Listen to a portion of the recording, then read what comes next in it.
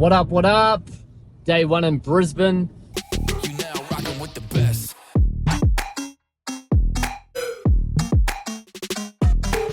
I just got over here like a day earlier before we start all the podcasts. Yeah, just had a day at the Hilton Hotel. I just stayed there for the weekend. Love staying at hotels, man. I used to be a bit of an Airbnb guy, but now I've moved to hotels. I love just being able to go down to the lobby, snag a free breakfast if I can. Have a couple of green teas and a long black single shot espresso. I used to just be single shot espresso guy, but now I'm going for green tea, one single shot espresso. It's sick. And yeah, I've been really trying to clean up on my diet the last wee while.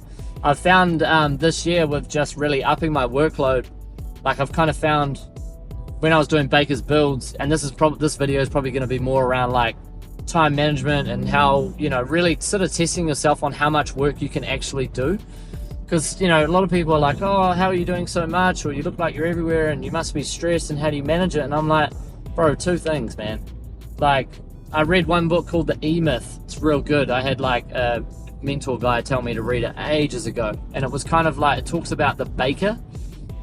Funny that, because it's my last name. But it talks about the baker person, and it's like, they get to the bakery in the morning, and they get there and they bake the bread and they open the building and they talk to the clients and sell all the bread and do everything and lock up the shop. That's a one-man sole trader.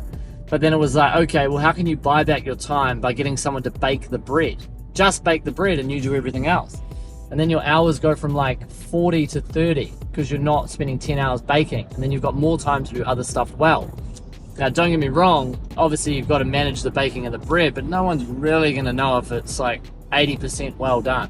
People aren't going to kick up a big fuss, which is funny. I find it so funny. In Brisbane, you're meant to pay for free tunnel access in a rental car, but I'm like, bro, I'm going to hand the rental car back in 3 days, go to Melbourne, and then they're going to get the tickets in like a month. So I'm like, how does that work? And my bond's been released. Anyway, the E-Myth is good. So I always look at my hours, and when I was doing Baker's Builds, I found it so hard to go from 60 hours, hire someone to go back down to 40, because I felt like it created more stress. But I've managed to somehow just kind of, with Rapid QS, I felt like I've used my wins or losses from Baker's Builds to Rapid QS. And for example, when I was cutting and editing all the videos and doing the pricing, my schedule would be, pricing all day, make a video at night, put it on Instagram, and then run an ad spend budget against the best one once a week. But now, I went from, okay, contracted in a video guy, an ad guy, and he took away 10 hours of editing time for me and the Facebook ad, and I gave him 2 metrics to measure.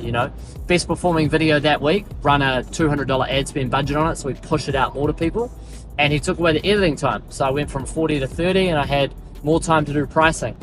And then, as that side of the business grew, we took on other avenues, and my time freed up. So that's why we started doing podcasts. We went into Australia, and I went into more like site visits with builders, and then you're able to enable your reach for the business.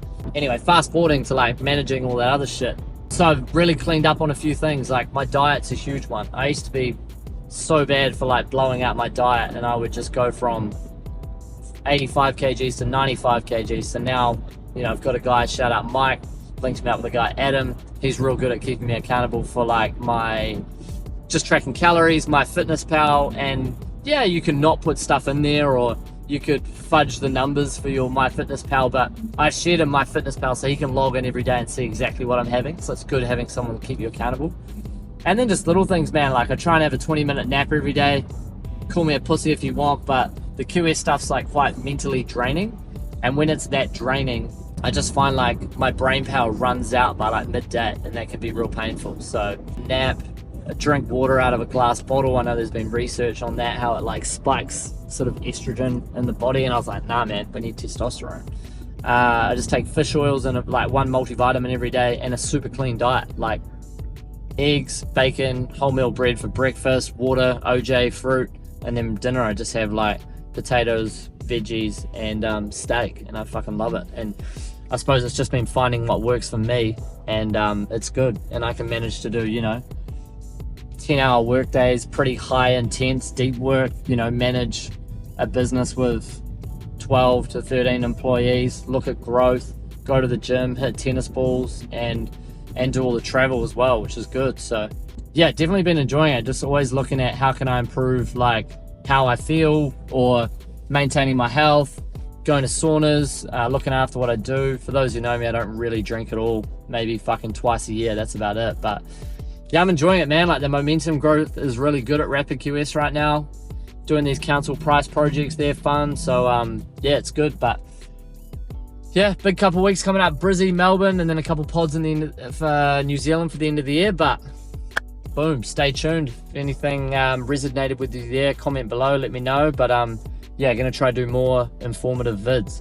It's actually pretty cold here today, so might get a jersey. Anyway, tune in later.